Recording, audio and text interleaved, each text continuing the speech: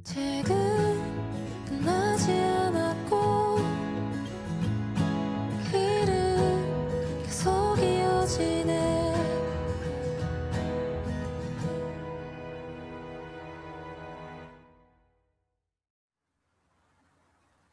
네, 안녕하세요. 저 비아 출판사의 민경찬 편집장입니다. 오늘 이렇게 어, 로원 윌리엄스 코로나 시대 로원 윌리엄스 전하는 위로라는 이 북토크 제목 아래 이렇게 대담에 참가해 주셔서 굉장히 감사하고요. 아무쪼록 저희 주어진 시간이 로원 윌리엄스를 이해하고 더 나아가서는 우리가 오늘날 어떤 코로나 시대라는 굉장히 독특한 그리고 약간 위기의 상황 속에서 그리스도교 우리가 그리스도인으로서 어떤 신앙에 대해서 다시 한번 성찰할 수 있는 기회가 되었으면 좋겠습니다. 일단은 저희가 어쨌든 처음 이제 앞으로는 이제 지속적으로 저희가 이제 역자들이나 혹은 저자들을 모시고 정기적으로 이제 토크를 진행할 생각인데 저희가 왜 김병준 신부님을 모셨냐면 사실은 어떤 비하 초기부터 굉장히 이제 김병준 신부님이 굉장히 비하와 긴밀한 관계를 갖고 계셨음에도 불구하고 저희가 비아 출판사에서 상대적으로 이제 역자의 어떤 그 가치를 굉장히 이제 내세우는 편인데 상대적으로 그 초창기부터 계속 영국에 계셔가지고 소개할 기회가 드물었어요. 그래가지고 마침 또 이제 로아일리엄스의 어둠 속의 촛불들이라는 신간이 나왔고 그거에 맞춰서 김명준 신부님도 마침 시간이 되셔가지고 이렇게 모실 수 있게 되었습니다. 한번 김명준 신부님 좀 자기 소개 좀 해주시고 좀 말씀 좀 해주시면 감사하겠습니다. 네, 안녕하세요. 김병준입니다. 이렇게 여러분들 와주셔서 너무 감사하고요. 어떻게 몸둘 바를 모르겠네요. 이렇게 부족한 사람을 또 이런 자리까지 마련해 주셔서 비아 출판사 민경찬 편집장님도 황민아 부장님께도 감사드리고요. 민경찬 편집장님께서 좀 전에 이 기회를 통해서 로안 윌리엄스를 잘 좀 더 이해하고 로안 윌리엄스가 전하고자 하는 위로에 대해서 나누는 시간이 되었으면 좋겠다고 했는데 아, 저는 사실 이 자리를 통해서 여러분들께서 어떻게 로안 윌리엄스를 읽으셨는지 그리고 그 여러분들의 감상과 그런 성찰을 나누는 가운데 또 어떻게 보면은 제가 좀 위로를 얻을 수 있을까 싶은 그런 기대감을 좀 가지고 왔습니다. 그래서 서로 좀 격려하고 위로하는 시간 됐으면 좋겠고요. 제 소개를 간단히 드리면은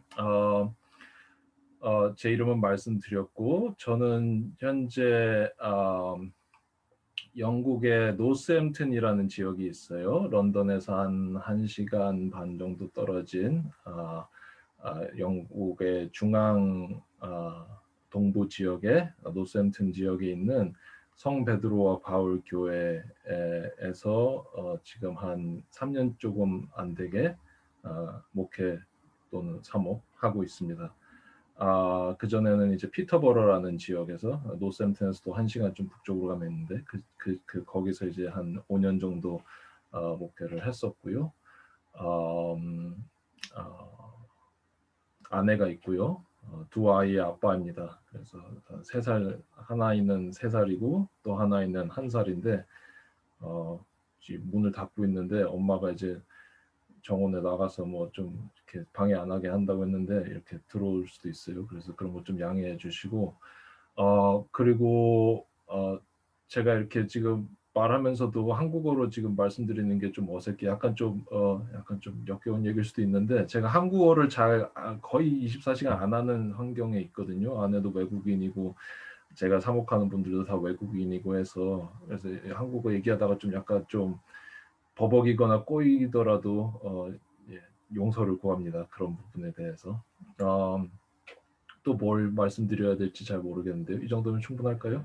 비아와의 인연, 비아 정말 너무 감사할 뿐이죠. 생각하면은 그리고 또 민경준 편집장님께도 감사할 뿐이고 비아는 사실 이제 제가 이제 조금 더 뒷얘기를 드리면은 제가 이제 영국에 오기 전에 7년 전에 7, 8년 전에는 이제 서울에 있었어요. 서울의 한국성공회 이제 서울교구에 소속해서 거기서 부제품을 받고 그리고 제가 발령을 받은 곳이 이제 성공회 교육훈련국이라는 곳이었어요. 그래서 그 교육훈련국이라는 곳은 이제 성공회 각종 이제 자료들, 교육과 관련된 자료들, 성공 신학과 관련된 자료들 이런 거 편찬하고 훈련하고 하는 곳이었는데, 거기서 이제 추진하던 사업 중에 하나가 이제 좀 어떻게 하면 성공회가 가지고 있는 그리스도교, 전체 그리스도교의 한 일원으로서 성공회가 가지고 있는 자산들을 많은 그리스도교 지체들과 나눌 수 있을까 고민을 하던 중이었어요. 그러다가 이제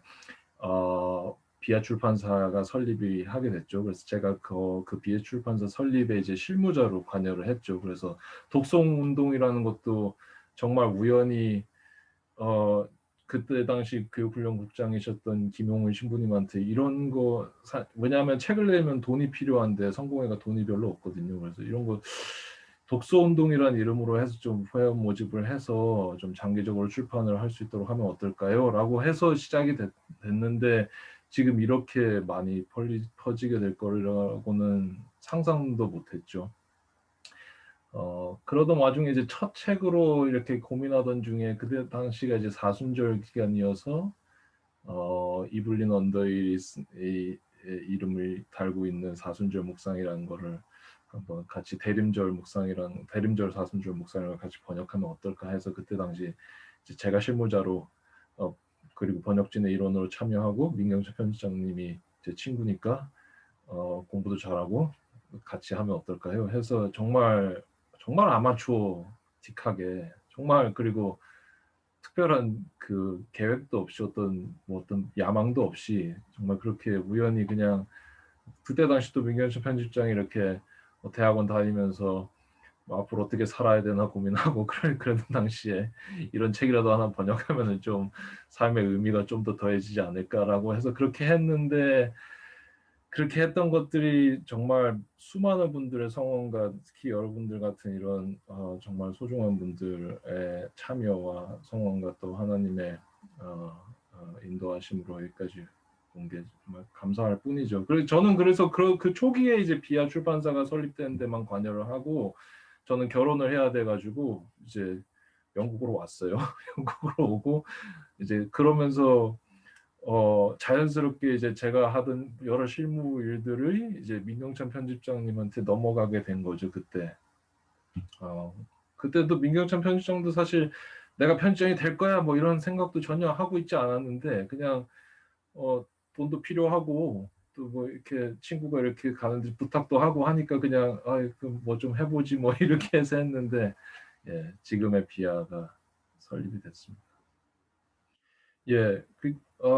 편집장께서 말씀하셨듯이 이제 원래는 제가 어둠 속의 촛불들을 번역하는 게 계획이 아니었죠. 원래는 이제 제 개인적인 바람은 제가 이제 복음을 읽다를 번역을 했고 그리고 이제 그에 뒤따라오는 바울을 읽다도 제가 번역을 하면 어떨까라고 해서 그걸 좀 바라고 있었는데 계약이 끝나가고 책은 빨리 나와야 되고 해서 이제 민경철 편집장이 전전긍긍하다가 저한테 이제 제안을 한 게 바울을 일단은 그냥 보내시고 캔들스 인 더 다크라는 어둠 속의 촛불들이라는 이 책이 제가 지금 얼마 전에 발견을 우연히 했는데 이게 팬데믹에 관한 이야기고 굉장히 시의적절한 것 같은데 분량도 되게 얇아요. 그래서 이걸 하시면 어떻겠냐 해서 제가 책을 주문해서 한번 읽어봤어요. 민경찬 편집장을 통해서 알고 근데 읽어보니까 정말 너무 내용이 좋았고 제가 영국이 이제 그 코로나 바이러스로 타격을 가장 크게 입은 서유럽 국가 중에서는 가장 크게 입은 국가 중에 하나거든요. 그래서 그런 게 제 사목 목회 현장에서도 피부로 와닿는 중이었어요. 그 과정에서 저도 이제 이런저런 분투들을 많이 했거든요. 저도 막 일주일에 한 번씩 저희 교인분들한테 편지도 써서 보내서 힘내자, 할 수 있다, 잘 이렇게 하나님을 신뢰하면서 걸어가자 뭐 그런 얘기 계속 하던 중에 이렇게 로알ям스가 쓴 팬데믹 상황에 신앙과 희망 그리고 사랑에 대한 이야기를 읽고 큰 감명을 받았죠. 그렇게 하면서 이제 번역을 하면서 저도 많이 배웠고요. 제가 이 말씀은 드리고 싶었는데 저는 로안 윌리엄스 전문가가 아닙니다. 여러분들한테 고백하건대 이런 얘기하면 출판사 싫어할지도 모르겠는데 저는 로안 윌리엄스 전문가가 아니에요. 세 가지 이유가 있어요. 첫 번째로는 로안 윌리엄스는 살아있는 사람이잖아요. 살아있는 사람이고 계속 본인 자신도 계속 성숙하고 진화하는 중이죠. 그래서 이 사람을 내가 전문했다라고 살아있는 사람을 내가 전문했다라고 얘기하기가 좀 어폐가 있잖아요. 그리고 이 로안 윌리엄스도 어둠 속의 촛불에서 얘기하지만 그 소셜 미디어하고 그 알고리즘에 대해서 얘기하면서 어떤 한 사람이 내 눈앞에 있을 때 이 사람을 내가 완전히 파악했다, 이 사람의 이 미래를 내가 완벽히 예측할 수 있다라고 전혀 말할 수 없잖아요. 그것과 마찬가지로 로안 윌리엄스라는 한 개인을 전문했다라고 얘기하는 게 좀 어렵다라는 생각이 들고요. 두 번째로 제가 왜 전문가가 아니냐면은 전문가가 많아요, 사실 저 말고도. 예를 들면은 로안 윌리엄스가 아직 죽은 사람도 아닌데 로안 윌리엄스에 대한 전기도 있어요. 로안스 룰이라고 해가지고 로안 윌리엄스의 이미 그 어린 시절 왜 이 사람이 이런 사고를 가지게 됐는지를 분석한 책이 있어요. 한 500페이지짜리 두꺼운 책이.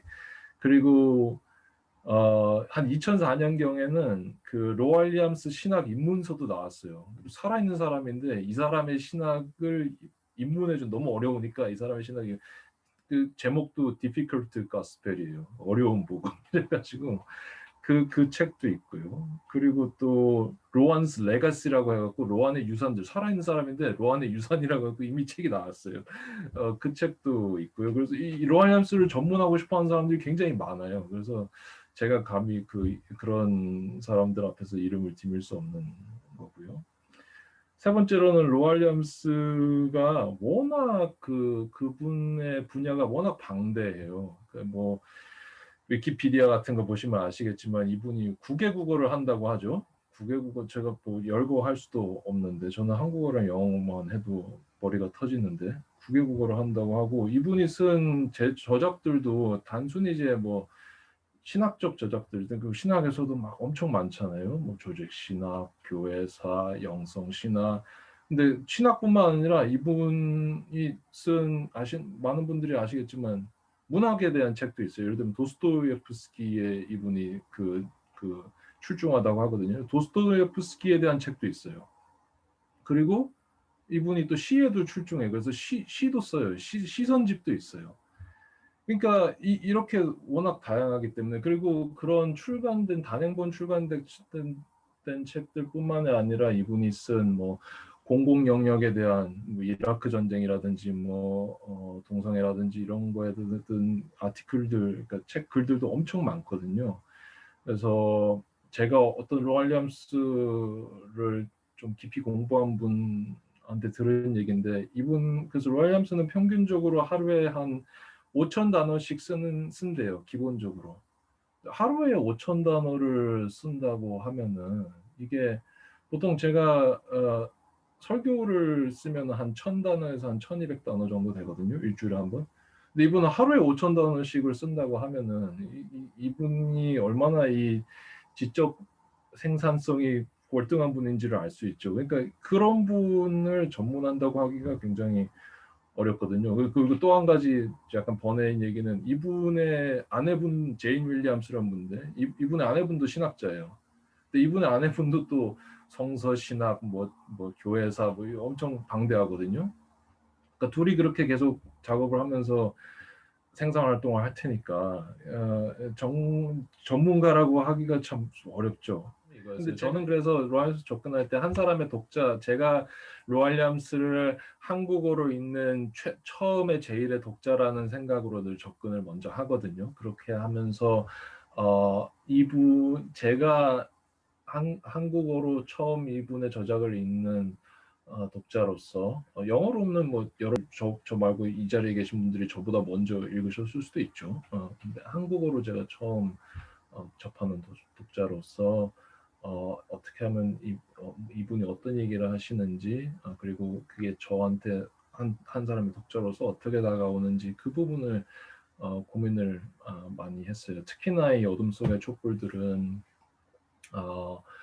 로알리암스의 기존의 어떤 학적인 저작들, 그리고 심지어는 대중강연 저작들, 예를 들면 복음을 읽다라든지 신뢰하는 사람과는 다르게 이분들이 정말 자신의 목회자지에 있는 자신이 아는 분들, 얼굴을 아는 분들을 대상으로 해서 이렇게 편지 형식으로 쓴 거기 때문에 그런 접근이 오히려 더 적절할 수도 있다고 보고요.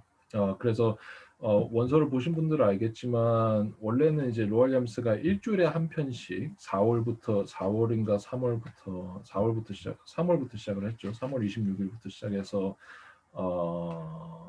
9월 말까지 이렇게 해가지고 10월 초 9월 말까지 해서 일주일에 한 편씩 썼던 편집글들인데 그래서 그런 저희가 이제 편집을 하면서 그 날짜분 분들은 일부러 제거를 했죠. 왜냐하면은 이분의 글이 어떤 그런 특정한 날짜에 제한되기보다는 계속해서 곱씹어서 읽을 만한 글들이기 때문에 주제 중심으로 가기로 했고, 그러나 그런 배경이 있다라는 걸 알아주셨으면 좋겠고, 영국 같은 경우는 옹기님 말 보신 분들은 아시겠지만 굉장히 상황이 안 좋았어요. 한 13만 명 정도가 돌아가셨죠. 근데 말이 13만 명이지 13만의 목숨들이 불과 몇 달 사이에 순식간에 사라졌다. 이거는 정말 엄청난 일이거든요. 그리고 그런 것들이 이제 저희 영국에 사는 사람들한테는 정말로 피부로 와닿았어요. 왜냐하면은 알고 지내던 분들인데 뭐 일주일 지나서 소식이 들려오는데 코로나 바이러스로 인해서 중환자실에 가셨는데 돌아가셨다. 그런 것들 상황이 굉장히 심각하던 상황 속에서 로알리암스의 글들이 이렇게 생산됐다라는 것도 참고하실 만하고요. 그래서 제가 이제 이런 번역 작업을 할 때도 그런 맥락들을 좀 살리려고 노력을 했습니다. 그리고 이제 영국 상황 자체가 굉장히 급박하게 돌아갔거든요. 그래서 막 저희 같은 경우는 이제 캔터베리 대주교가 이제 공문을 보내가지고 모든 사제들한테 교회 문 닫고 절대 들어가지도 말라고 그렇게 얘기를 할 정도였으니까요.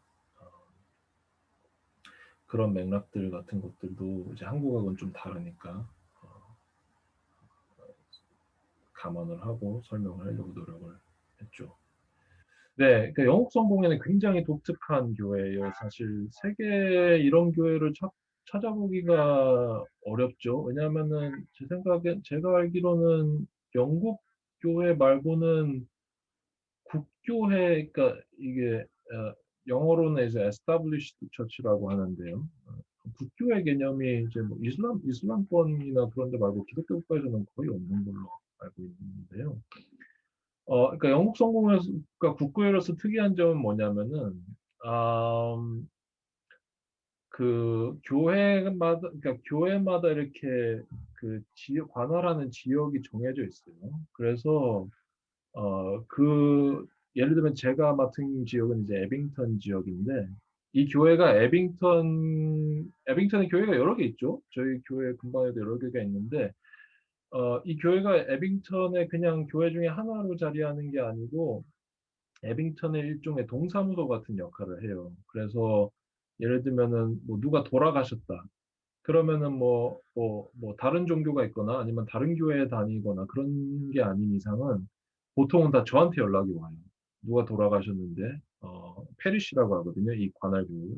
자, 김병준 신부님 페리시에 누가 돌아가셨는데 장례 이렇게 치를 수 있겠습니까? 그러면은 제가 저희 교회에 나오지 않는 분이라고 하더라도 일단 제가 가요. 제가 가서 뭐 장례 일정도 조절하고 결혼도 마찬가지예요. 일단은 다른 종교가 있거나 다른 교회 나가지 않는 이상 누가 결혼을 하고 싶다면은 저한테 오시죠. 그래서 제가 이렇게 결혼도 치러드리고 세례도 마찬가지고요. 영국은 이제 기독교 인구가 많으니까 애가 태어났는데 세례를 받고 싶다 하면은 다른 종교가 있거나 다른 교회에 나가지 않는 이상은 그 페리시 처치에 와서 이렇게 하거든요.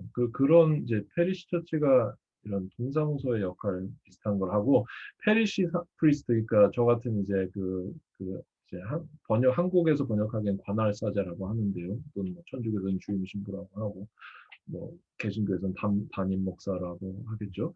하여튼 뭐라고 부르든 저는 상관없어요. 목사라고 해도 사제라도 상관없는데 예, 그 관할사제들이 일종의 동장 역할을 하는 거죠. 그래서 장례가 있든지 뭐 결혼이 있든지 세례가 있든지 아니면 뭐 페리시 안에 어떤 문제가 있다든지 아니면 그런 경우에 다 이제 그 페리시 프리스트한테 오거든요.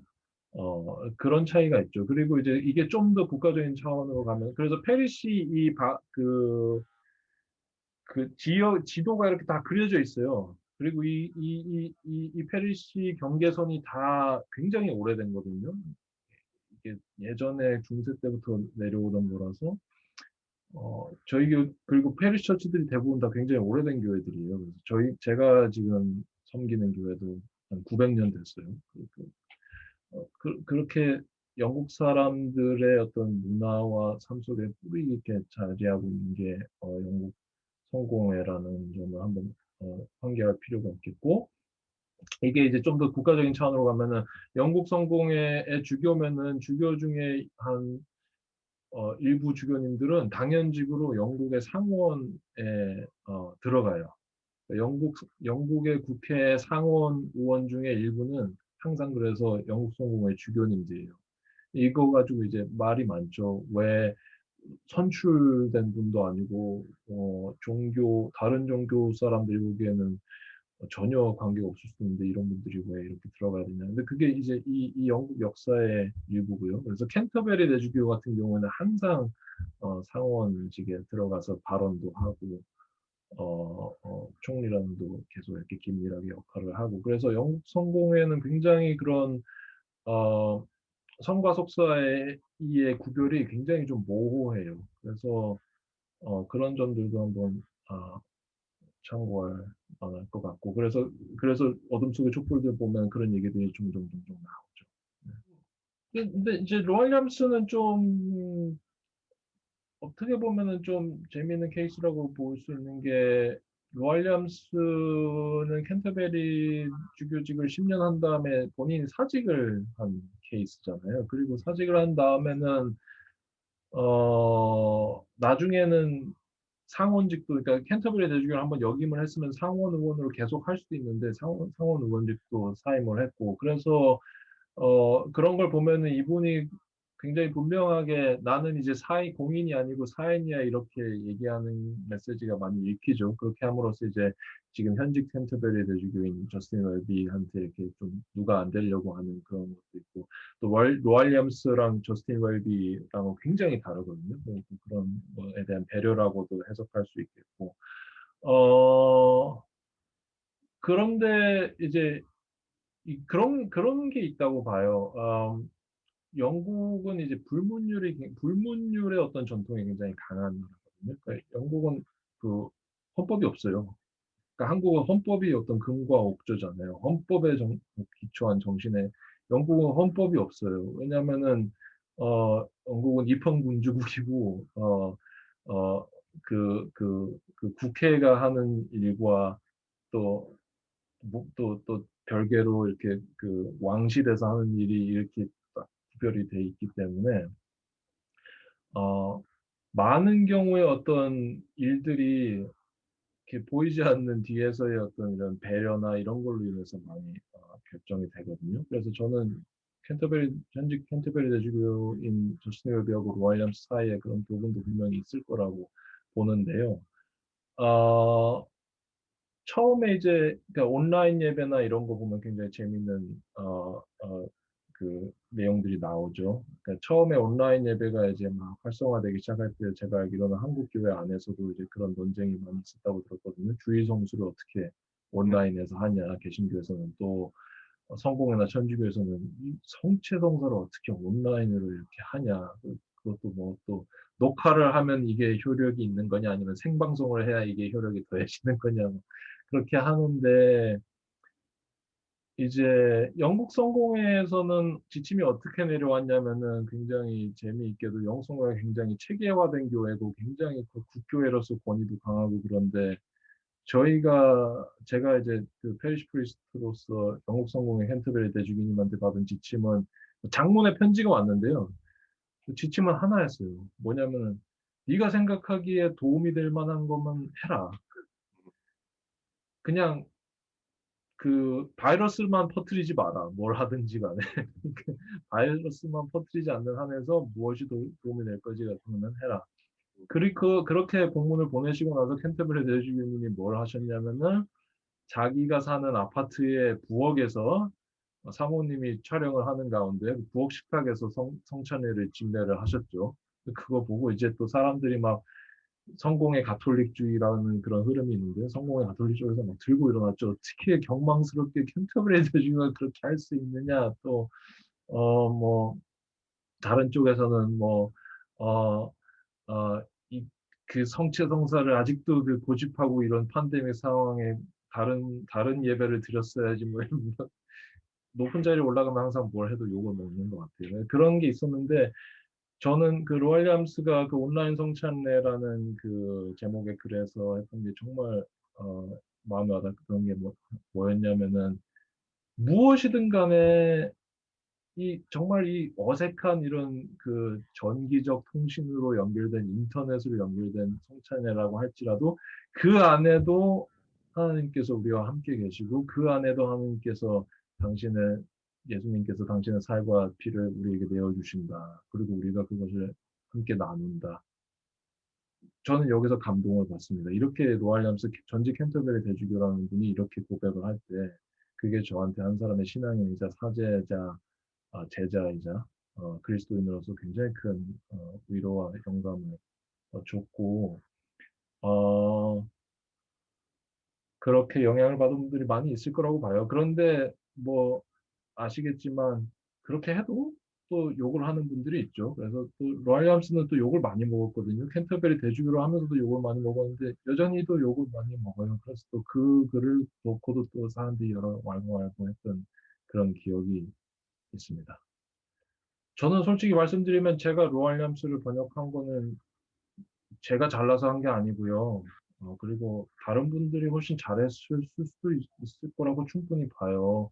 한국어도 더 잘하는 분들이 있을 테고, 신학도 저보다 더 잘하는 분들이 있을 테고, 그럼에도 불구하고 저같이 부족한 사람한테 이런 번역이 맡겨졌다는 거는 그저 저는, 어, 저 자신의 능력과 무관하게 제가 한 사람의 사제자, 독자이자 한국어 사용자로서 가지고 있는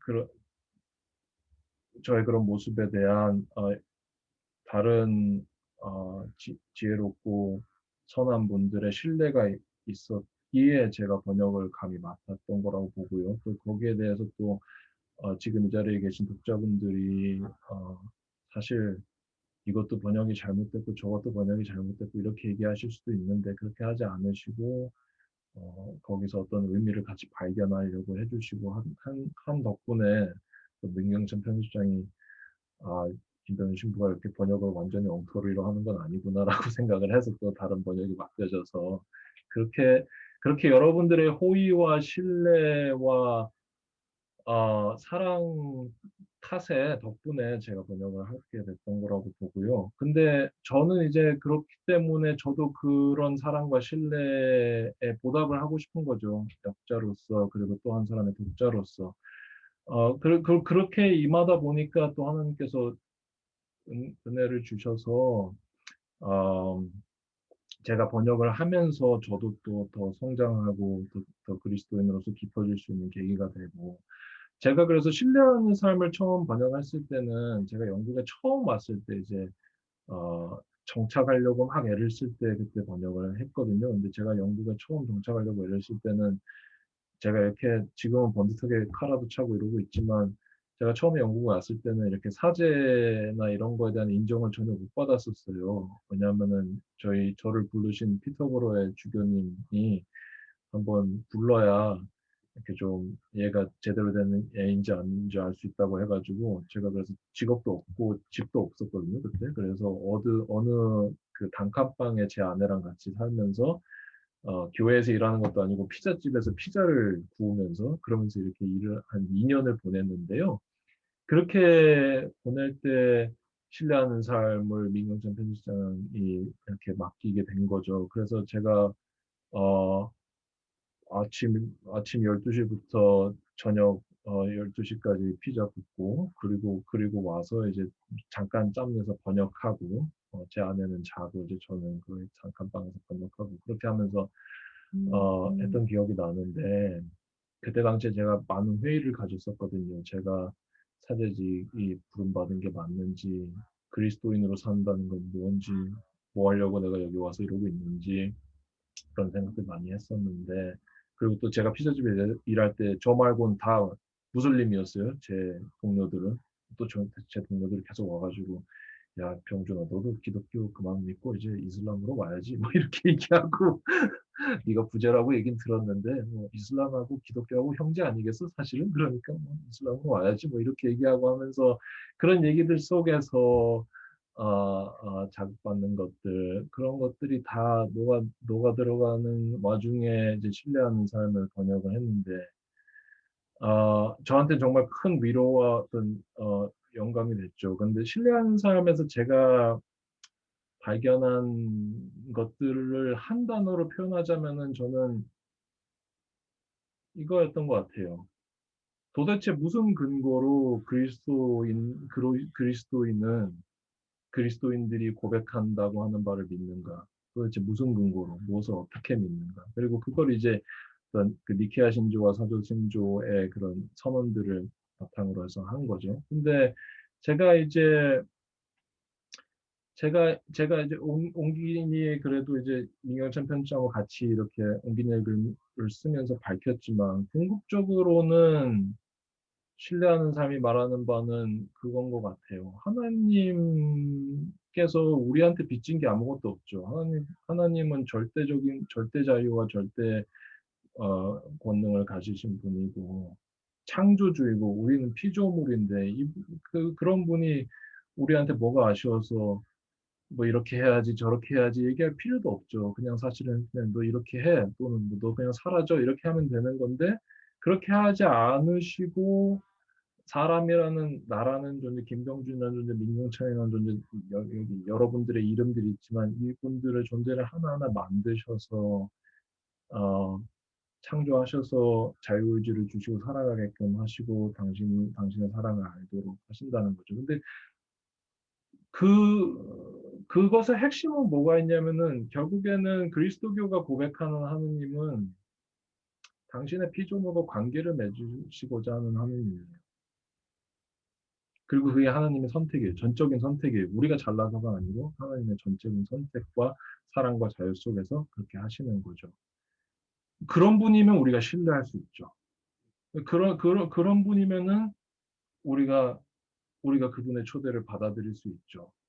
그래서 저는 신뢰하는 삶을 번역하면서 제가 왜 그리스도인으로 남아야 하는지, 그리고 남고자 하는지, 왜 이게 나의 선택인지, 그 근거들을 확실하게 자리하게 되는, 그리고 그 근거는 어떤 현란한 논변이나 상대방을 깨부시는 어떤 그 논리나, 예를 들면 제가 뭐 특별히 출중한 논리가 있어서 제 무슬림 동료들한테 너네들 다 잘못됐어. 이 그리스도교가 짱이야. 이렇게 얘기하는 게 아니고 그런 논변이 아니고 그 관계 때문에 그리고 그 관계에 들어갔던 사람들이 증언하는 삶 때문에 그렇기 때문에 저희가 그리스도교로 있을 수 있는 근거가 된다. 그게 이제 신뢰하는 삶의 핵심이었다고 저는 봤고요. 복음을 일단은 조금 달랐죠. 왜냐하면 복음을 일단은 이제 마가복음이라는 거를 집중적으로 탐구하는 책이고, 복음을 일단은 제목에서도 나타나다시피 핵심은 복음이란 무엇인가? 그 신뢰하는 삶은 그래요. 그래서 그런 신뢰의 관계, 우리가 믿고 고백하는 모든 바의 근거라고 한다면은 그럼 구체적으로 그리스도가 선포하는 메시지라는 복음은 무엇인가에 관한 책이라고 봤고요. 거기서 또 저는 한 단계 제 신앙이 깊어지는 경험을 했던 게 저는 이렇게 봤어요. 제가 온기니 그래도 썼지만 아, 전지전능하신 하느님이 먼지 티끌만도 못한 존재인 피조물인 나하고 관계를 맺으신다라고 하는 거는 이거는 사실 있을 수가 없는 일이잖아요. 제가 지금 이렇게 19분의 독자분들하고 만나는데도 이렇게 마음이 떨리고 굉장히 막 그래서 막 횡설수설하고 주원부원하고 하는데 제가 하느님하고 만난다고 생각을 해보세요.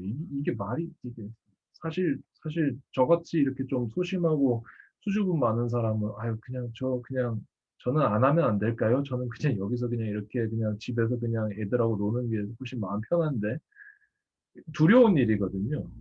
근데 복음이라는 건 뭐냐면 그 인간이 가지고 있는 두려움을 하느님을 향해서 네, 저도 하느님하고 한번 같이 참여해서 한번 해볼래요라고 말할 수 있게끔 응답할 수 있게끔 하는 용기로 바꿔준다는 거죠. 그래서 제가 그 두려움을 용기로 바꿔주는 소식, 그런 면에서 기쁜 소식, 그게 이제 복음 일다의 핵심이라고 봤고, 그리고 로알ям스가 복음 일다에서 굉장히 평이롭게 아무것도 아닌 것처럼 얘기하지만 막 엄청난 얘기들을 하거든요. 예를 들면은 역사 비평, 그러니까 성서학을 조금 보신 여러분들 같은 분들은 다 아시겠지만 역사 비평 이런 데서 얘기하는 거 처음 하는 얘기가 마가복음은 마가가 안 썼고 거기에 또 공동체가 있고 언제 썼고 뭐 그런 얘기들 여러 가지 있는데 로알ям스가 그런 얘기 하면서 무슨 얘기를 하냐면은 초대교회 전승 중에 마가복음의 배후에 베드로가 있다라고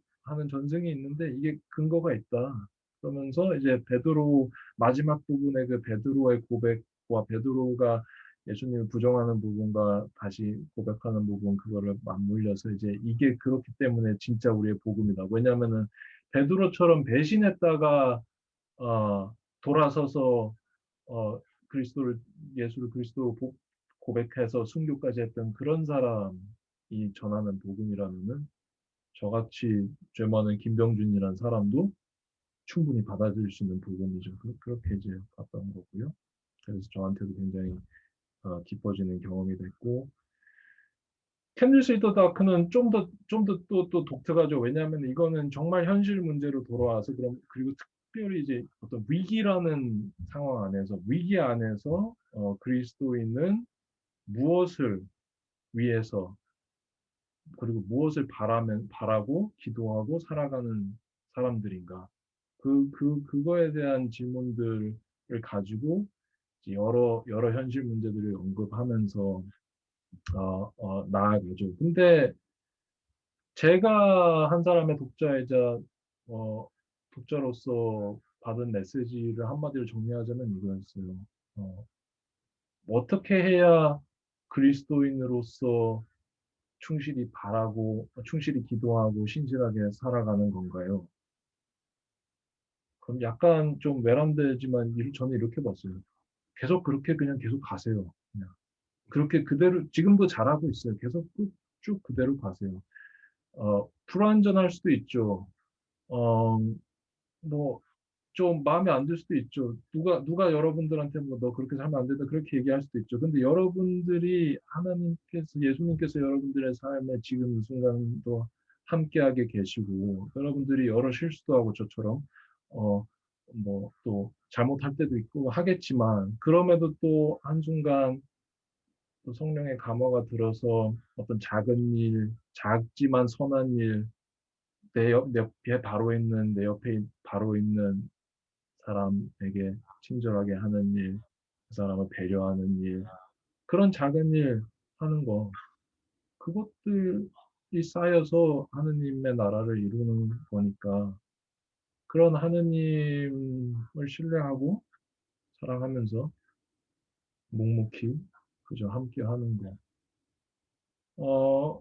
그거라고 봤어요. 그래서 저는 참 개인적으로 굉장히 감동을 받았던 게 읽고 번역하면서 그 생명의 품이라는 그 꼭지가 있거든요. 이게 이제 영어 원서에는 to be born again이라고 그러니까 다시 태어난다는 것이라고 했는데 그 마리아 얘기하면서 이 마리아가 또 좀 약간 독특한 주제잖아요. 그 천주교에서는 또 마리아 하면 막 마리아 막 이러고 개신교에서는 또 마리아 하면 마리아 이게 마리아가 문제야 이렇게 하는데 로하님스 굉장히 또 독특하게 접근하면서 마리아의 죽음을 얘기를 하죠. 그러면서 마리아가 궁극적으로 귀척한 곳은 뭐였냐면은 자신이 낳은 그 아들 예수님, 그리스도이신 예수님의 품에 이제 역으로 자신이 그냥 그저 안기는 거, 그 얘기를 하거든요.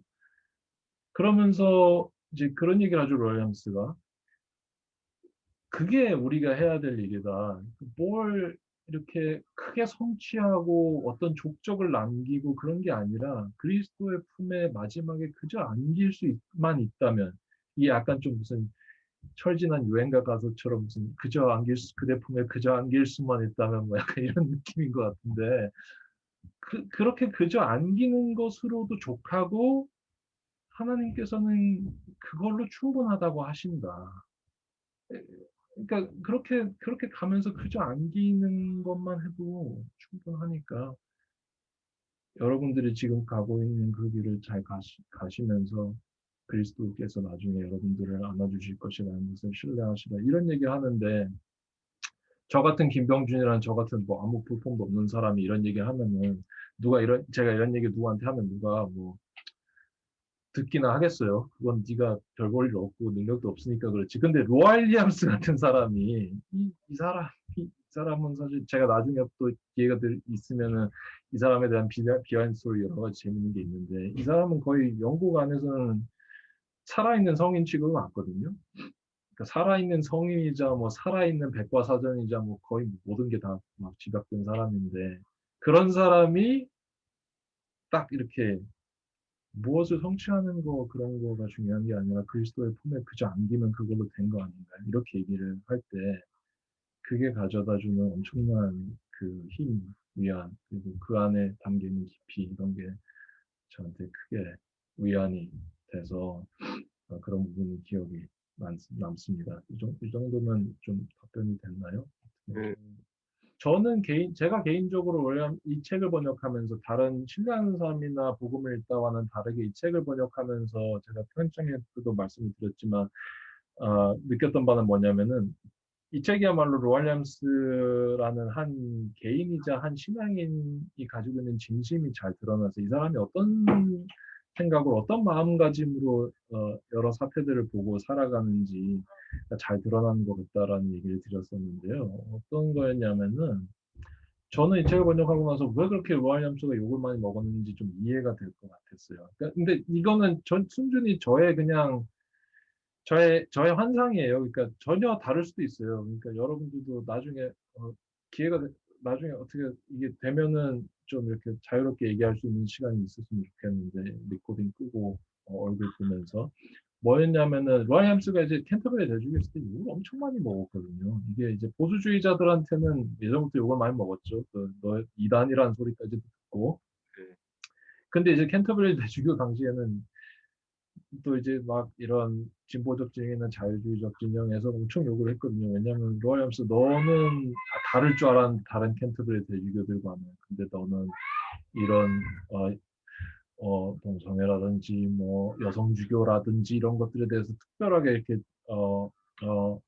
급진적인 진보적인 정책들을 내놓지 않았다. 근데 로얄리암스가 이제 제가 그 비하에서 만든 영상 중에도 이제 그 부분이 마음에 와닿았는데 이제 어떤 독자분이 그 감수하신 독자분이 얘기를 하면서 가장 큰 권력은 자기 자신을 내려놓을 수 있는 자유. 자기 자신의 권력을 내려놓을 수 있는 자유야말로 우리가 가진 가장 큰 권력입니다. 이 얘기를 하는 걸 들으면서 저도 공감을 했던 게 기억이 나는데 무슨 말씀이냐면은 우리는 우리가 우리는 어떤 사태를 볼 때 그 사태를 어떻게 해결할지에 대해서 고민을 많이 하죠. 그리고 어떤 권력이 있는 자리에 있는 사람을 보면 왜 이거를 이렇게 해서 이렇게 빨리 해결을 해야지 이렇게 생각을 하죠. 그러니까 어, 로알ям스한테는 여성주교, 예를 들면 여성주교 문제 빨리 해결해서 빨리 사람들한테 메시지를 보내서 여성들도 주교 성품받고 할 수 있도록 해야지. 이걸 왜 질질 끌어? 또 어떤 좀 더 리버럴한 분들은 동성애자 이거 빨리 허용을 해서 해야지. 왜 이걸 질질 끌고, 아니면 오히려 정반대의 메시지를 내고 그러지? 이렇게 얘기를 하는데, 이거를 사실 2000년 전으로 되돌려 보면은 예수님께서 살아서 활동하실 때 지상에서 또 그런 기대가 있었던 거잖아요. 이거 빨리 로마 제국 이거 빨리 엎어가지고 이거 빨리 정화해서 독립을 쟁취해야지 지금 뭐 하는 거야? 뭐 이런 분들도 있을 테고 아니면 저 성전 권력 저 위선자들 바리새인들하고 사두개인들하고 저 위선자들 빨리 저 사람들의 부정과 비리를 까발려서 빨리 정화시켜서 개혁해야지 이거 뭐 하는 거 이렇게 얘기했을 거라는 거죠. 근데 예수님께서 선택하는 방식은 그게 아니었잖아요. 그런 권력과 힘과 모든 지혜가 있었음에도 불구하고 예수님께서 선택하신 방식은 십자가에 달려서 무력하게 돌아가시는 거였단 말이죠. 그렇게 하심으로 해서 로알ям스가 말하는 가장 큰 권력을 스스로 보여주신 거죠. 나 자신을 내려놓고 그럼으로써 하나님께서 우리를 얼마나 사랑하시는지 우리가 그분을 증오한다고 할지라도 그분께서는 우리의 사랑을 포기하지 않으신다는 것을 이렇게 보여주신 거잖아요. 그것과 마찬가지로 로알리암스가 그렇게 똑똑한 사람인데 왜 그런 유혹이 없었겠어요. 이렇게 기발한 계획을 만들어가지고 정적들 다 숙청하고 반대하는 사람들 다 몰아내고 해서 빨리빨리 진행을 시켜서 이 개혁 과제들을 선취하고 해야지. 근데 로알리암스가 믿는 그리스도교의 복음과 그리스도인의 길은 그게 아니었던 거죠. 그게 아니고 수많은 다양한 의견들이 존재하는 가운데 그들이 어떻게 하면은 서로의 얘기를 경청하면서 그러면서도 그 안에서 그 불완전함과 비천함과 엉망진창인 그 안에 속에도 여전히 활동하시고 움직이시고 역사를 진전시켜 나가시는 하나님의 사랑을 신뢰하면서 그 신뢰의 삶의 공동체를 함께 만들 수 있을 것인가. 그거를 고민을 하고자 했던 거고, 그런 길을 택한다고 하면은, 이거는 욕먹는 길밖에 없는 거죠. 좀 더 신앙적으로 표현하면 십자가의 길밖에 없는 거죠. 그 삶을 저는 살아내려고 굉장히 노력을 많이 한, 했겠구나, 로아이언스가. 그런 면에서 이 사람이 욕먹고, 그래서 나중에 10년 만에 캔터베리지까지 이렇게 내려놓을 정도로 어떻게 보면 본인 스스로 십자가를 진 거죠. 그렇게 했지 않았을까. 물론 그분의 과오와 여러 가지 공로가는 또 있겠죠. 그리고 역사가 또 평가하겠지만 제 생각에는 어둠 속의 촛불들에 나오는 그런 마띠아에 대한 얘기라든지 이런 것들을 보면서 왜 이분이 캔터베리 대주교 하실 때 그렇게 욕을 먹는 길을 사서 선택을 하셨는지 그런 부분들이 좀 이해가 갔고 그런 면에서 본다면은 새로운 대안을 제시하지 않는다. 당연하죠. 왜냐하면은 로알리엄스가 생각하기에 중요한 거는 그게 아니기 때문에. 그 복음서와 만나다 비하에서 번역된 리차드 버리치 책이 있었죠. 굉장히 잘 된 책인데 제가 이제 저는 로알리엄스 직접 보진 못했어요. 약간 제가 좀 피한 것도 있어요. 왜냐하면 직접 보면 좀 너무 약간 남사스럽고 좀 민망하고 해가지고 기회가 있었는데도 제가 좀 피한 적이 한두 번 있었는데 근데 이제 그 로알jap스 직접 만난 사람들의 얘기는 많이 들었죠. 근데 얼마나 그 겸손한 사람이고 이분이 이제 어떤 뭐 식사 자리나 이런 데 가면은 거의 얘기를 안 한대요. 거의 듣는데요. 들으면서 누가 무슨 말도 안 되는 얘기를 하더라도 그거 진짜 중요한 얘기입니다. 그렇게 얘기를 한다고 거기서 엄청 사람들이 이제 충격을 받았다는 거죠. 근데 이제 이분하고 친한 친구분 중에 누가 있냐면 이제 리차드 버리치가 있거든요. 리차드 버리치 성서학자인데 저는 이제 이분한테 피정 지도를 한번 받은 적이 있었어요. 그래서 제 큰 얼마 안 되는 영광 중에 하나라고 생각하는데 리차드 버리치는 전형적인 어떤 그 샤프한 그 신학자거든요. 이 말하는 것도 좋아하고 또 술 마시는 것도 좋아하고 이분은 하고 얘기를 하면은 누가 무슨 얘기를 하면은 이분은 바로 그건 아니지, 그건 아니고 이건 이렇게 보면은 이런 거지 이렇게 딱딱 얘기를 하는데 그런 걸 보면 이제 정말 이 노아 얌스 같은 캐릭터가 얼마나 드문지 알 수 있죠. 일단은 몇 분께서 이제 질문을 이제 해주신 걸 조금 보는데 몇 개는 제가 보기에는 제가 답할 수 있는 것도 있네요. 보니까 일단은 김호수님께서 책 챕터마다 들어간 그림 추천은 무엇인가요? 네, 이거는 약간 제가 다른 곳에서 밝힌 적이 있는 건데 이거는 제가 그린 겁니다. 약간 난사서 제가 제 입으로 말하기는 그런데 이게 이제 저와 김병준 신부 사이에서 일어나는 저는 이 책을 약간 우정의 교류 정말 오랜만에 함께 정말 이제 좀 거리를 두고 있지만 또 서로 얼굴을 굉장히 오래 못 보고 있지만 이런 작업을 함께 생긴 게 저한테는 또 저의 어떤 편집자로서 약간 또 소감이 좀 남다르더라고요. 그래서 또 김병준 신부님이 나름대로 이제 코로나라는 굉장히 힘겨운 상황 속에서 이런 번역을 이렇게 굉장히 했다는 게 그 자체로 굉장히 저는 굉장히 친구로서 기쁘고 또 좋은 책에 너무 좋은 메시지가 있어서 이번에 이 책에는 제가 그 일러스트레이터로 좀 해가지고 김병준 작게는 이제 제 친구에게 약간 보내는 선물 같은 그리고 이제 한편으로는 좀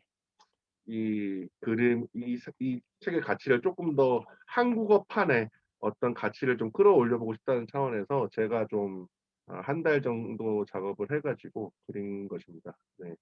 그거는 이렇게 답변을 할 수 있을 것 같고요.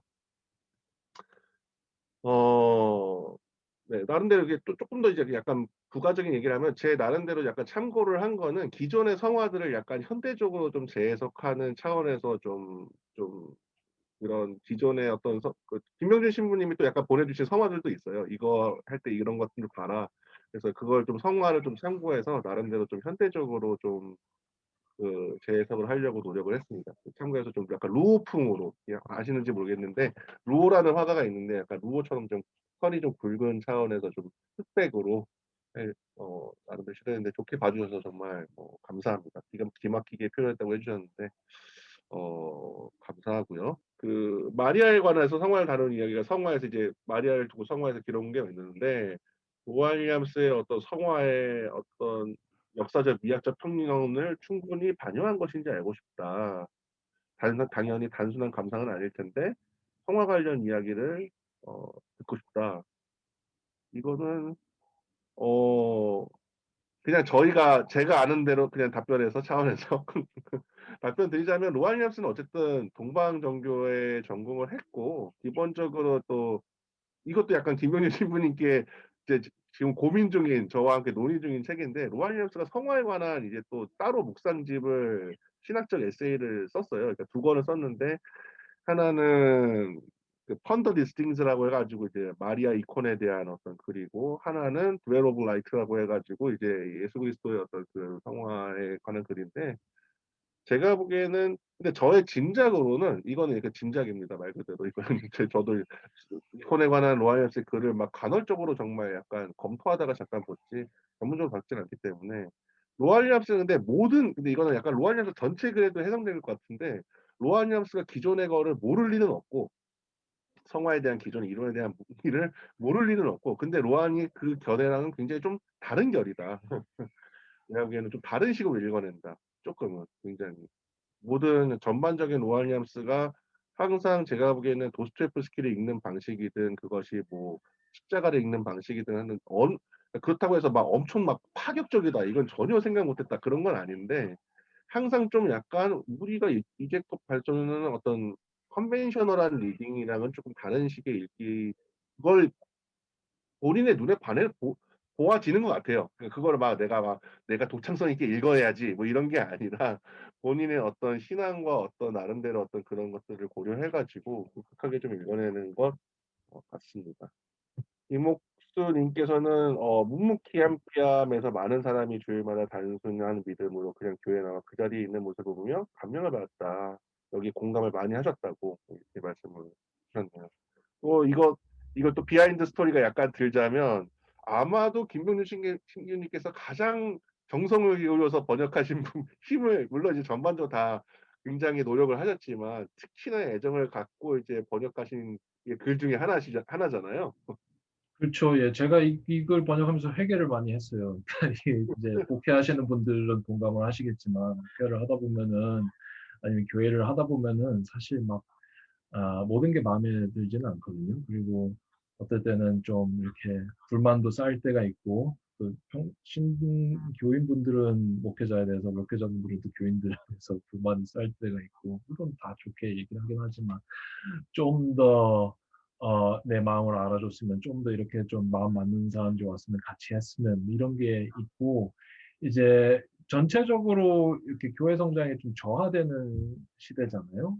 물론 대형 교회들은 계속 성장을 하지만 그런 상황 속에서 이제 목회자들 뿐만 아니라 교회 공동체 구성원들도 어떻게 하면은 새로운 사람들을 많이 끌어모아서 이렇게 할까 그런 교회 성장에 대한 고민이 굉장히 많은 영국 성공회 안에도 그런 고민이 굉장히 많거든요. 국교임에도 불구하고 영국 성공회 안에서도 그런 교회 성장에 대한 얘기나 그런 압력이라고까지 표현할 수 있을 정도로 그런 게 굉장히 많아요. 그래서 목회자들이 영국 성공회 안에서도 목회자들이 고민이 되게 깊고 그걸로 스트레스도 많이 받고 그러거든요. 저도 그런 사람 중에 한 사람이죠. 그런데 윌리엄스가 딱 하는 얘기가 정반대의 얘기를 딱 했을 때 저는 정말 얘기 들으면서 회개를 많이 했죠. 그래서 많은 목회자분들이 저 같은 분들이 있다면 회개를 같이 하시고 함께 살아가면서 살아가는 그 교회를 만들면 좋겠다라는 바람으로 번역을 했던 기억이 있습니다. 이하에서 로알 윌리엄스 선집을 소개해주고 계시고 다른 출판사들에서도 로알 윌리엄스 책이 소개되고 있는데 엄청나게 많은 책이 있더라고요. 혹시 아직 번역되어 있지 않지만 추천해 주실 만한 책이 있다면 알려주세요. 네, 이거 영어로 보실 생각이신가 본데, 그러니까 그냥 제가 아는 선에서 근데 이게 로알 윌리엄스는 저는 그냥 기본적으로 저희가 비하 그러니까 너무 영어를 제가 영어를 못해서일지도 모르겠지만 이 로알리엄스의 영어가 사실 그렇게 쉬운 그러니까 로알리엄스 작정하고 정말 캔더싱 듯한, 근데 이게 쉽게 쓴 글조차 굉장히 그 안에 여러 가지 의미가 사실은 묻어들어 있어서 번역하기가 굉장히 어렵고 사실은 좋은 의미에서 영어의 가능성을 되게 굉장히 크게 완전 끝까지 이제 끌어올리는 작가 중에 하나여서 영어로 보는 게 장점이 될 수도 있고 제가 보기엔 단점이 될 수도 있다고 생각을 하거든요. 그러니까 쉽게 이렇게 읽을 수 있는 작가가 아니어서. 근데 적어도 대표적인 보통 신학적으로 로안 얌스를 꼭 읽어야 한다면 아직 한국에서 소개되지 않은 책 중에서 읽어야 한다면 언크리스천 티올로지가 보통 로안 얌스의 가장 어떤 공식적인 어떤 신학에 대한 견해를 가장 잘 표현했다고 평가는 받습니다. 그리고 이제 아마도 비하에서 장기적으로 준비를 해서 내지 않을까 싶은데요. 근데 그, 꼭 제가 그냥 영어로 보셔야 겠다고 생각이 안 드신다면 장기적으로 저는 비하가 나름대로 이제 흐름을 가지고 소개를 하고 있기 때문에 그리고 이제 그 결과 맞춰가지고 이제 국내 출판사에서도 로알램스의 저작을 어쨌든 뭐 나름대로 비하와 때로는 협조하고 때로는 따로 이제 하기 때문에 그럼 그거를 그냥 국내에서 나오시는 것들을 순차적으로 읽으셔도 괜찮지 않을까 저는 그런 생각을 해봅니다. 박순진님께서 그 세계화 집에서 환경 문제 약간 언급하는데 우한 윌리엄스가 어떤 입장을 갖고 있고 어떤 활동을 하고 계신지 궁금하다. 네. 윌리엄스는 성공회 안에서 환경 문제에 대해서 가장 심각하게 그 문제를 지속적으로 얘기해 오신 주교님들 중에서는 그분 중에 로알리엄스가 한 분이죠. 그래서 신뢰하는 사람 오래전에 나온 책이지만 그 안에서도 이미 로알리엄스가 이렇게 얘기를 하거든요. 환경 문제야말로 그리스도인에게 당면한 과제 중에 가장 중요하고도 가장 심각한 문제다. 근데 제가 이제 한 7년 전에 이 부분을 번역을 하면서 고백드리지만 사실은 별로 그렇게 와닿지가 않았어요. 그때 당시만 하더라도 뭐 누가 그러니까 저의 이제 편협함일 수도 있는데 제 안에서는 뭔가 누가 노동 문제를 얘기하거나 아니면 뭐 기아 문제를 얘기하거나 뭐 아니면 정의 문제를 얘기하거나 그러면은 정말 심각한 문제다라고 생각했습니다. 환경 문제를 얘기하면 뭔가 좀 나이브하다든지 아니면 그런 이제 저는 그런 편견을 그때 당시에는 가지고 있었는데 지금은 너무나 이제 많은 분들이 공감을 하죠. 환경 문제야말로 어떤 인류의 존속과 윤리와 관계된 직결된 가장 중요한 문제 중에 하나다. 그래서 로알ям스는 그 부분에 대해서 계속 얘기해왔던 것 같고, 로알ям스가 환경 문제에 대해서 직접적으로 언급한 단행본 책은 없는 걸로 제가 아는데, 이제 여러 가지 아티클들이 있죠. 그리고 로알ям스가 환경 문제와 관련해서 계속 관여해온 그런 활동들은 꾸준히 해왔던 걸로 알고 있습니다. 활동의 원칙들 제가 잘 모르기 때문에 솔직하게 고백을 드리면은 그런 것들에 대해서 제가 뭐라고 답변을 드리는 위치에 있지는 못하는데 제가 단지 느끼는 지점은 로안 윌리엄스에게 있어서 환경 문제는 단순히 어떤 윤리의 문제가 아니라 그리스도인의 신앙과 직결된 문제고 하나님의 창조 질서와 관련된 문제에서 그런 차원에서 접근하고 있다고 저는 느낍니다. 네. 조금 더 첨언을 해드리면 로안 윌리엄스가 저는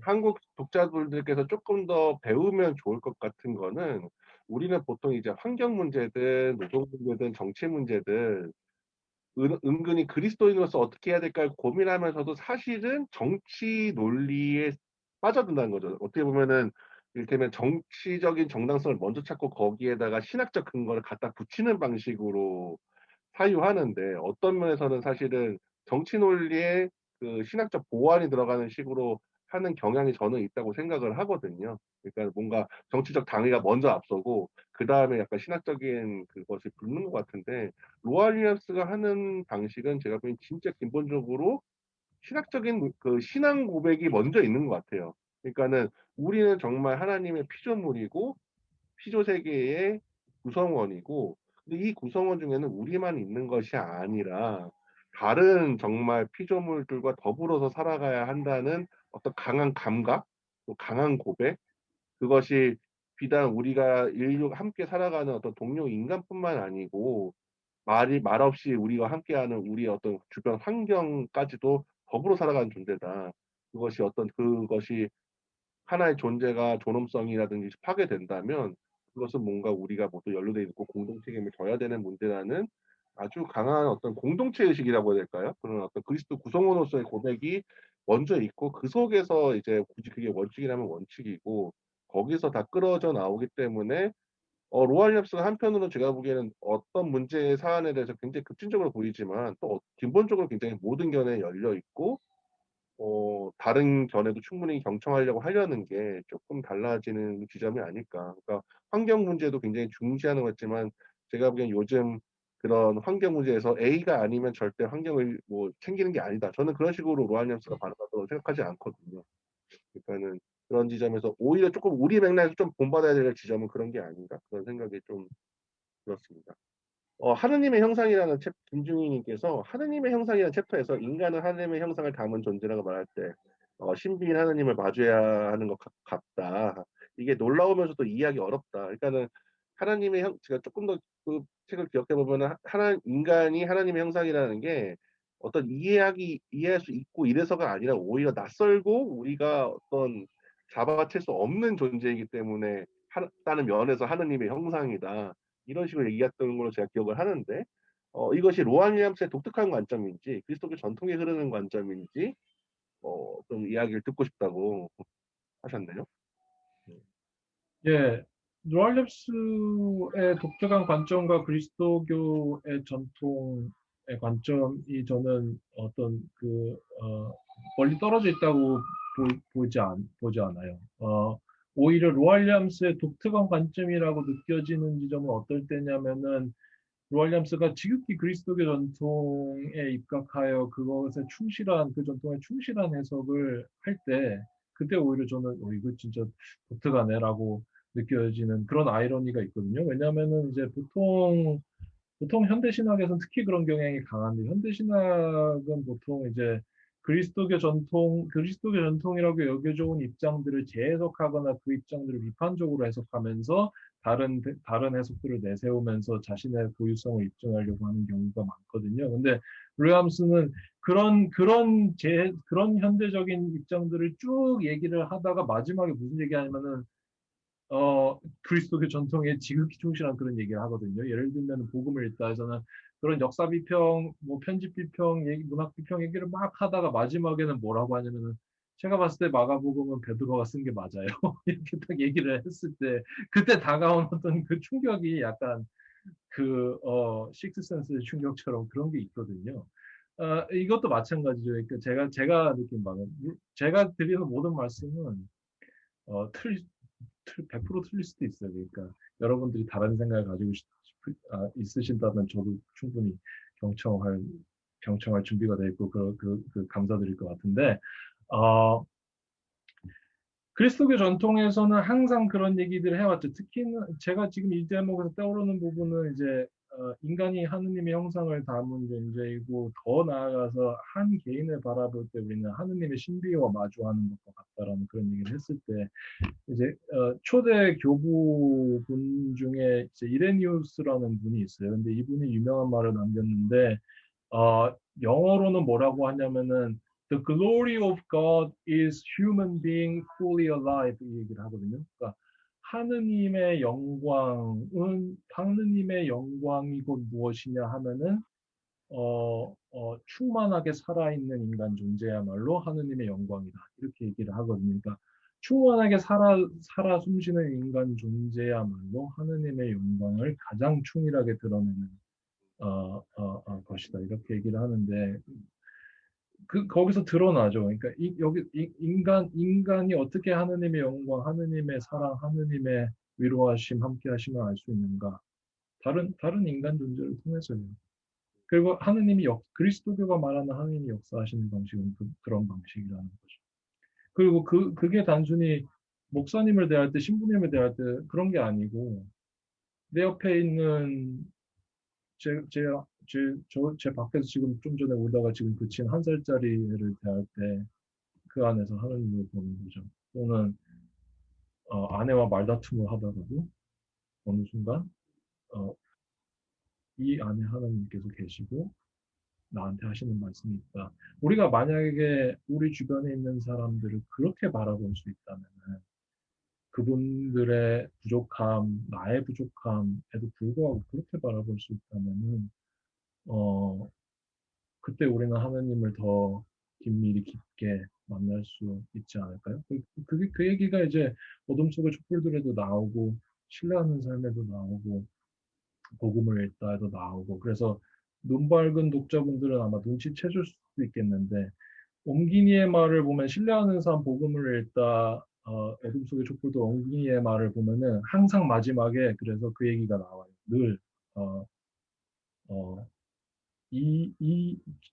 내가 아니라 내가 이 자리에 있게끔 해주신 수많은 분들, 내가 알고 있는 분들을 모르고 있는 분들을 내 앞에 가셨던 분들 그 수많은 분들께 감사하는 마음이 늘 담겨 있음을 전하는 게 옹기니의 말에 항상 있거든요.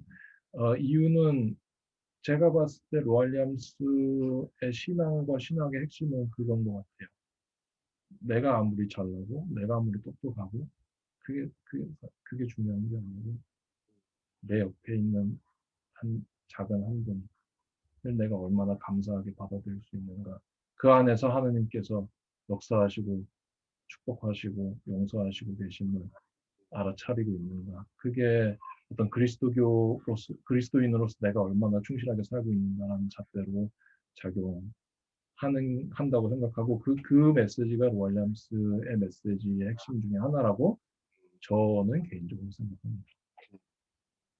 조금 더 이제 제가 그 약간 어쨌든 로아니 앱스를 어쨌든 조금 저도 번역을 하고 한 사람으로 조금 더 그 말에 보완을 드리면은 아마도 이제 그 김종희님께서 아니면 어떤 독자분이 인간의 어떤 낯섦이 하나님의 신비가 인간의 낯섦을 통해서 드러난다는 게 굉장히 신선하게 다가올 수도 있겠지만 사실은 이게 어떻게 보면은 진짜 하나님의 형상에 대한 사실 약간 그 뒤집어서 생각을 해보는 인간의 어떤 아름다움이나 진리나 선이 하나님의 어떤 참 정말 그것을 갈망하게 하듯이 인간의 낯설미 하나님의 또 동시에 낯설므로 다가 하나님이라는 신비 할머니가 하나님이 얼마나 헤아릴 수 없이 깊은 분인지를 또 알려준다는 이야기를 해주고 있는 것 같거든요. 근데 문제 되게 거기서 좀 더 제가 그 로아니압스가 굉장히 중요한 거는 하나님이 굉장히 우리가 보기에는 낯선 분이지만 그 낯선 거의 근본 동기는 우리를 헤아려 하는 게 아니라 우리를 사랑하시는 거다. 우리를 위해서 모든 것을 다 자기가 다 내려놓는 그런 존재가 우리에게 낯설게 다가온다는 이야기고 그것이 우리에게 사실은 우리는 한 사람의 개인으로서 또 다른 개인이 또 낯설잖아요. 사실은 우리가 막 다 저랑 김병준 신부님이 다르고 지금 여기 오시면 한 사람 한 사람이 전부 다 다른데 그 다름이 우리는 보통 이제 이런 세상의 논리로는 나와 같은 방식으로 다 뒤엎어야 된다고. 이게 이제 정치겠죠. 나의 신념 아니면 내가 생각하는 것을 다른 사람한테 뒤엎어 써야지 우리가 안정감을 느끼고 평안을 누린다고 생각하는데 기독교가 얘기하는 어떤 평화나 정말 진정한 어떤 사랑이라는 거는 그 낯설음을 나의 어떤 자아나 이런 걸로 뒤엎어 버리는 게 아니라 그 낯섦 속에서의 그 다름을 존중하고 그것을 사랑의 시선으로 바라보는 것. 그리고 그 과정 속에서 사실은 하나님이 그 낯섦 가운데 등장하셔서 우리를 정말 하나 되게 만들듯이 그 큰 물결로 이루어져 가는 게 로한이 어떤 그런 신비와 낯섦을 강조하는 이유가 아닌가 생각을 해봅니다. 일단은 오늘 공식적인 비아 북토크는 여기서 마치는 걸로 하고요. 앞으로 계속 저희가 정기적으로 역자들과 좀 더 이렇게 이런 식으로 좀 더 어떤 책에 관한 비하인드 스토리라든지 역자 개인의 어떤 읽은 이야기라든지 또 주변부적이지만 좀 더 읽으면은 좀 더 참고해두면 좋을 부분들에 대해서 많이 얘기했으니까 독서운동 동료 독서운동 또 가능하면 많은 분들에게 독서 운동에 또 이런 또 혜택을 누릴 수 있으니 많이 널리 알려주시고 또 앞으로도 정기적으로 참여해 주시면 감사하겠습니다. 일단은 북토크 정식적으로 공식적으로는 여기서 마치도록 하겠습니다. 모두 감사드립니다. 감사합니다.